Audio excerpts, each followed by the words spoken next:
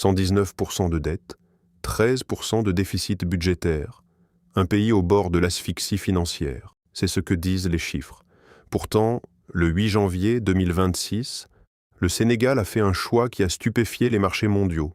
Dire non au FMI. Pourquoi ce refus? Est-ce un suicide économique ou un acte de souveraineté historique? Dakar, building administratif, Mamadou Dia, 8 janvier 2026. Le Premier ministre Ousmane Sonko, aux côtés de son homologue mauritanien Mokarou de Djei, prend la parole. La question est brûlante. Le Sénégal va-t-il restructurer sa dette, comme le suggère le Fonds monétaire international? La réponse tombe tranchante. Nous ne voulons pas de restructuration. Pour les autorités sénégalaises, la situation héritée est presque catastrophique.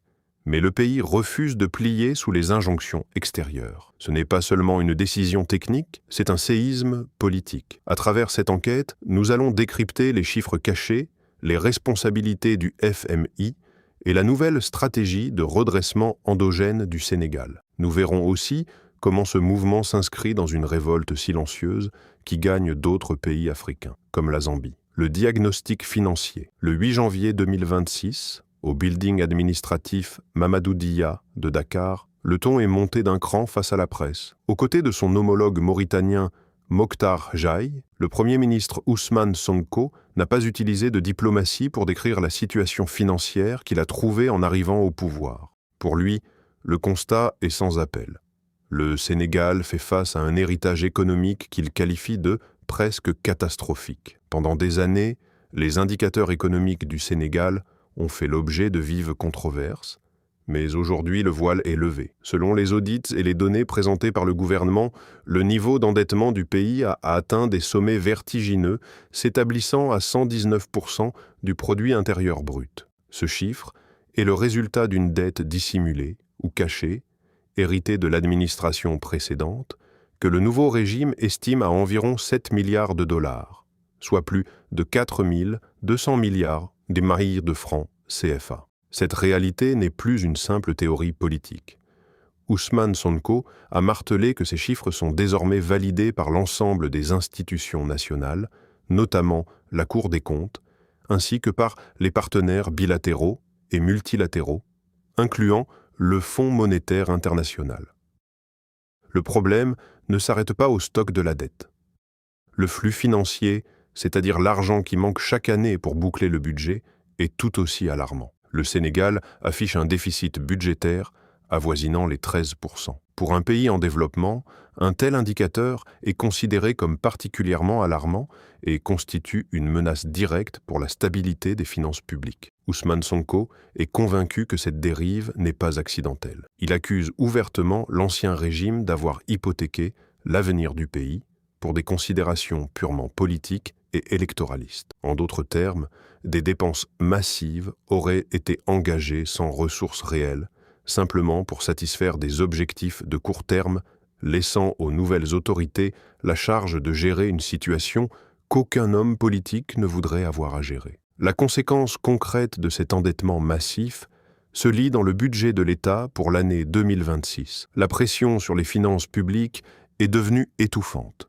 Près de 20% des recettes de l'État devront être consacrées uniquement au paiement des intérêts de la dette. Cela signifie que sur chaque franc CFA collecté par l'administration fiscale, une part considérable s'envole pour rembourser les prêteurs, avant même que le moindre centime ne soit investi dans les écoles, les hôpitaux ou les infrastructures. Ce carnage économique, tel que certains acteurs de la société civile le décrivent indirectement à travers leurs cris d'alarme, place le Sénégal dans une position de vulnérabilité extrême. Les marges de manœuvre budgétaires sont réduites à leur plus simple expression. Le pays est sous une forte tension financière qui inquiète la communauté internationale et les marchés financiers. L'une des stratégies du Premier ministre a été de montrer que ce constat n'est pas partisan. Des rapports de banques internationales, comme la banque britannique Barclays, confirment que la dette du Sénégal se situait bien à 119% du PIB en 2024. De même,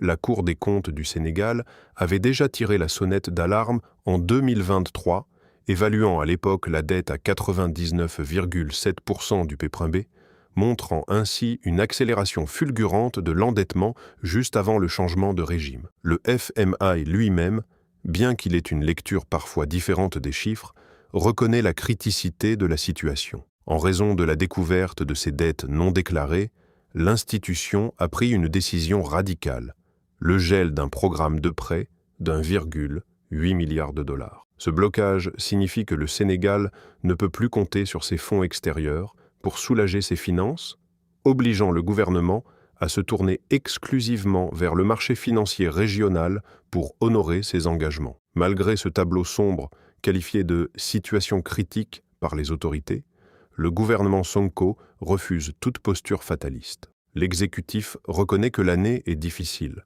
mais il affiche une confiance provocatrice. Pour Ousmane Sonko, le fait que le Sénégal ait réussi à honorer toutes ses échéances de remboursement depuis 1 an et demi, sans aucun apport extérieur supplémentaire et en s'appuyant uniquement sur le marché régional, est la preuve que la dette, bien que vertigineuse, reste viable. C'est ici que le bras de fer commence. Là où les analystes internationaux voient un pays au bord du défaut de paiement, nécessitant une restructuration d'urgence, le gouvernement de Dakar voit un test de souveraineté qu'il est prêt à mener par ses propres moyens. Le constat est posé. Les chiffres sont là, brutaux. 119% de dette, 13% de déficit, 20% des revenus engloutis par les intérêts. Le décor est planté pour une confrontation historique avec les institutions de Bretton Woods. Le Sénégal est à la croisée des chemins entre l'acceptation d'un remède extérieur amer et le pari risqué d'un redressement interne sans précédent. Nous ne voulons pas de restructuration. Par cette phrase, Ousmane Sonko ferme officiellement la porte à une procédure que le FMI suggérait pourtant depuis sa mission de novembre. Pour le gouvernement sénégalais, la restructuration n'est pas perçue comme un remède, mais comme une injonction extérieure. Ousmane Sonko martèle que le Sénégal dispose des capacités nécessaires pour gérer sa propre crise et qu'il est en droit de rejeter toute solution qui lui serait imposée de l'extérieur. Cette fermeté s'appuie sur une vision précise de ce que doit être la relation avec les institutions de Bretton Woods. Le Premier ministre précise que le cadre de coopération doit désormais reposer sur des discussions partenariales équilibrées et non sur des pressions. Selon lui, le rôle du FMI a été dévoyé. L'institution ne doit pas agir comme une banque ou un prêteur de premier ressort, mais comme un partenaire qui intervient lorsque les États font déjà des efforts substantiels par eux-mêmes. Mais sur quoi se base cette confiance alors que les chiffres sont jugés catastrophiques? L'argument central du gouvernement était factuel. La dette sénégalaise est viable. Pour le prouver, Ousmane Sonko rappelle que le pays réussit à honorer toutes ses échéances de remboursement depuis environ 1 an et demi. Ce tour de force a été réalisé sans aucun apport extérieur supplémentaire et sans nouveaux emprunts auprès de bailleurs internationaux. Le Sénégal s'est appuyé exclusivement sur le marché financier régional pour refinancer sa dette principale.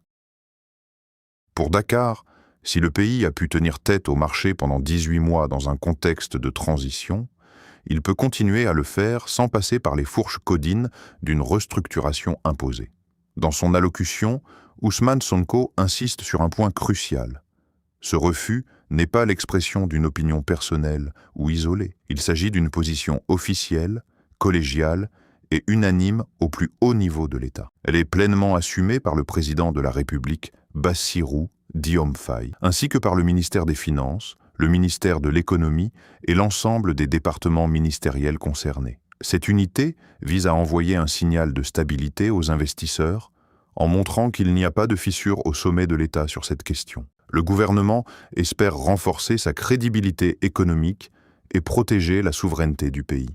Pourquoi une telle allergie au terme restructuration? Pour les autorités sénégalaises, une restructuration est souvent perçue comme un aveu d'échec ou un signal de détresse financière. Les sources indiquent que le gouvernement craint qu'un tel processus n'envoie un signal négatif aux investisseurs internationaux. Les conséquences redoutées sont claires. Une dégradation potentielle de la notation souveraine par les agences internationales, une perte de confiance durable des partenaires économiques, l'imposition d'un plan d'ajustement structurel jugé mortifère pour la population, une crainte ouvertement exprimée par le député Guy Marius S. En choisissant la voie de la dignité souveraine, le Sénégal fait le pari que l'assainissement interne des finances publiques sera plus efficace et moins coûteux à long terme qu'un rééchelonnement forcé. Pour justifier son refus, Ousmane Sonko utilise une arme diplomatique puissante. La comparaison avec d'autres pays sous programme du FMI. Il cite notamment le cas de l'Égypte. Le Premier ministre s'interroge sur le traitement différencié réservé au Sénégal. Il rappelle que la directrice générale du FMI avait déclaré ne pas pouvoir abandonner un pays qui fait des efforts pour se relever, en référence à l'Égypte, alors même que les indicateurs économiques égyptiens n'étaient, selon lui, pas plus résistants ou pas plus favorables que ceux du Sénégal actuel. Dès lors, Ousmane Sonko pose une question de fond. Si le FMI peut soutenir l'Égypte sans lui imposer des conditions aussi drastiques que la restructuration, pourquoi exercer une telle pression sur Dakar? Cette mise en cause de la responsabilité du FMI, qui a validé les dérives financières passées par ses missions régulières de supervision, est au cœur de la stratégie de défense sénégalaise. En conclusion de cette position, Ousmane Sonko est très clair. Chaque partenaire est libre de tirer les conséquences qu'il souhaite de cette décision. Le Sénégal est prêt à assumer sa ligne, même si cela signifie que les discussions pour un nouveau programme d'aide financière avec le FMA piétinent. Pour le nouveau régime, la priorité est de démontrer que le pays peut sortir de l'impasse par ses propres efforts nationaux. Avant d'aller plus loin, dites-nous dans les commentaires, pensez-vous que les pays africains peuvent réellement se redresser sans l'aide des institutions internationales? Si cette analyse vous intéresse, abonnez-vous et activez la cloche pour ne rien manquer.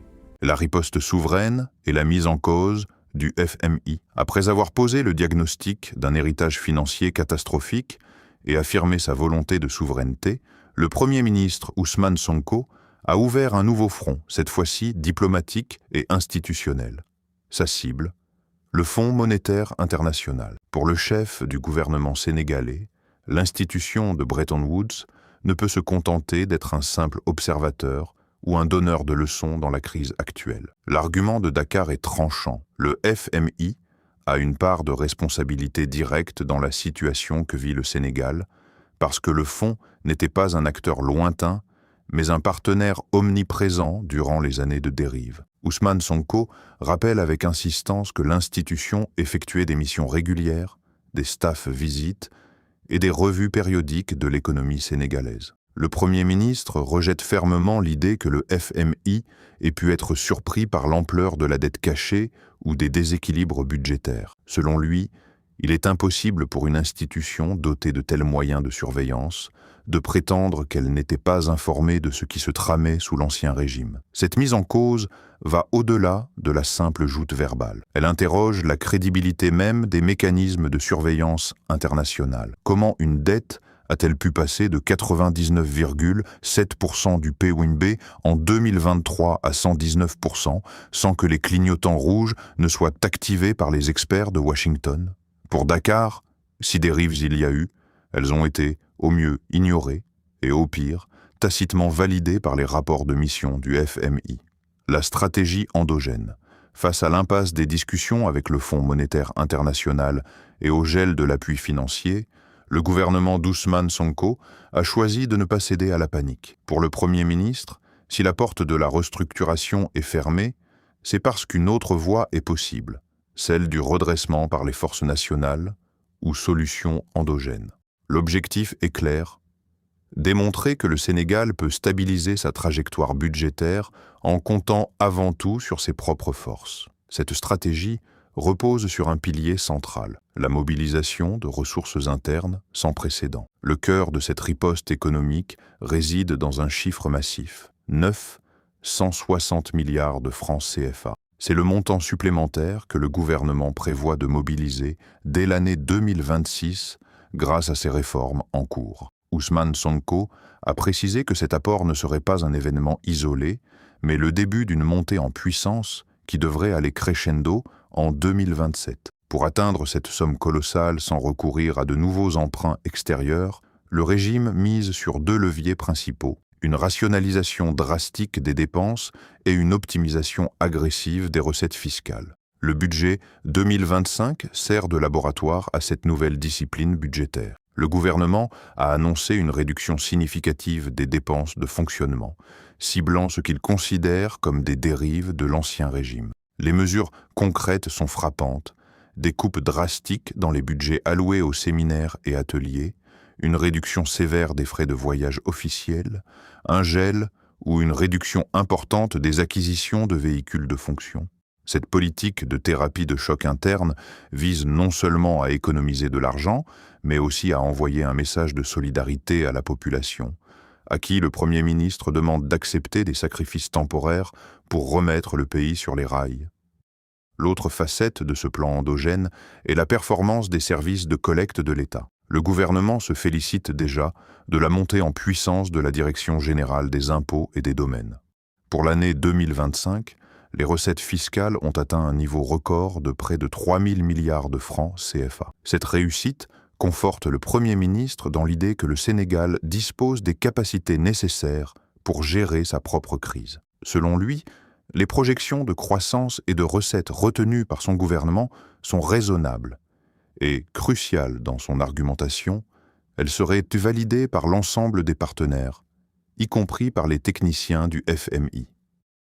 Pour y parvenir, l'État s'appuie exclusivement sur le marché financier régional en refinançant sa dette principale sur ce marché local.